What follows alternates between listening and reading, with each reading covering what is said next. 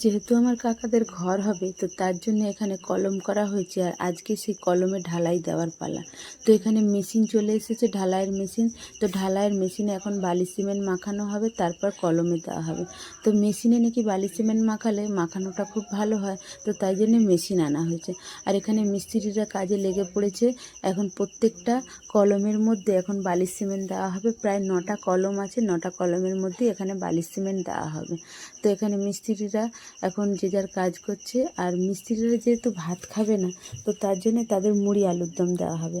আমার বাবা আর প্রিয়াঙ্কা এখন মুড়ি আলুর দমের প্রস্তুতি করছে। এই যে এখন আলুর দম এখানে রান্না করা হচ্ছে।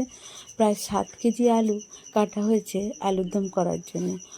অনেক অনেক মিস্ত্রি রয়েছে, তো তাই জন্যে প্রায় 7 কেজি আলু আনা হয়েছে। এখন এই 7 কেজি আলুর দম করা হবে।